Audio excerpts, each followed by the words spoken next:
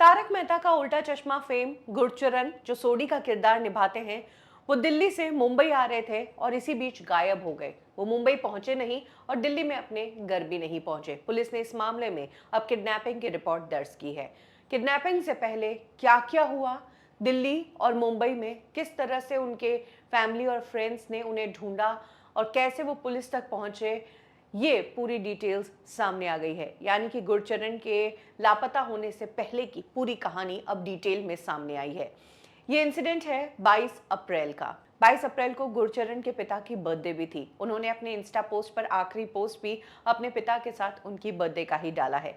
22 अप्रैल को सुबह 8 बजे गुरचरण अपने दिल्ली वाले घर से निकलते हैं दिल्ली एयरपोर्ट के लिए, जहां से उन्हें मुंबई की फ्लाइट पकड़नी थी। इधर घर वालों से उन्होंने बाय कहा और इधर मुंबई में उनकी एक फ्रेंड है भक्ति सोनी, उसे उन्होंने एयरपोर्ट पर पिक करने के लिए बुलाया। कहा कि मैं 1 घंटे में लैंड हो जाऊंगा, तुम मुझे लेने के लिए आ जाना। तो गुरचरण के कहने पर उनकी जो फ्रेंड है वो उन्हें एयरपोर्ट पर लेने पहुंची। फ्रेंड ने अब बताया है कि गुरचरण जब एयरपोर्ट पहुंचे, एयरपोर्ट से उन्होंने भक्ति को टेक्स्ट भी किया स्टार्ट सून, यानी कि बोर्डिंग जल्द ही शुरू होने वाली है। भक्ति को पता था कि गुरचरण 11:30 बजे तक लैंड हो जाएंगे मुंबई में। यही कारण है कि भक्ति एयरपोर्ट पर पहुंची और वो पार्किंग में गुरचरण का वेट कर रही थी कि पार्किंग से ही उन्हें पिक कर लेगी। 2 घंटे तक भक्ति ने वहीं पर इंतजार किया गुरचरण का, लेकिन गुरचरण नहीं पहुंचे। इसके बाद भक्ति ने गुरचरण को कॉल करने की कोशिश की तो गुरचरण का एक फोन स्विच ऑफ बता रहा था और दूसरा फोन जिस पर रिंग तो जा रही थी लेकिन वो पिक नहीं कर रहे थे।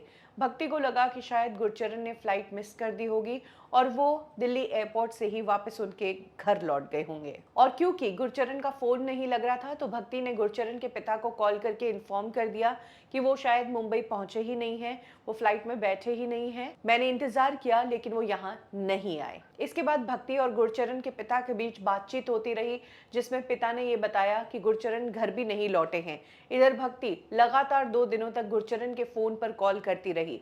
भक्ति को गुरचरण के पिता ने गुरचरण के मुंबई वाले घर पर उनका पता करने के लिए कहा तो भक्ति उनके मुंबई वाले घर पर भी पहुंची, लेकिन वहां पर ताला लगा हुआ था। गुरचरण की मदर ने भक्ति को बताया कि गुरचरण पिछले 4 दिनों से बीमार थे।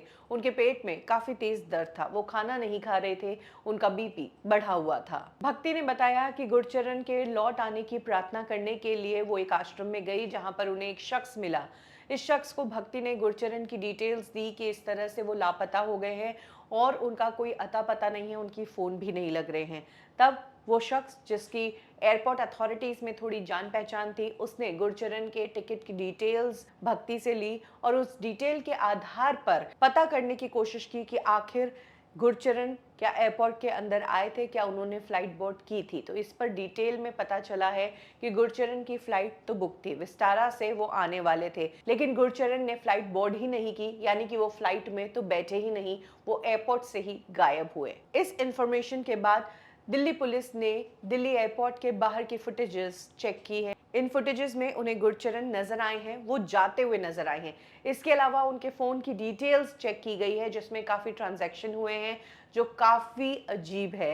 यही कारण है कि अब पुलिस ने इस पूरे मामले में किडनैपिंग का केस दर्ज कर दिया है। गुरचरण के गायब होने से उनके फैमिली, उनके फ्रेंड्स सभी चिंता में हैं।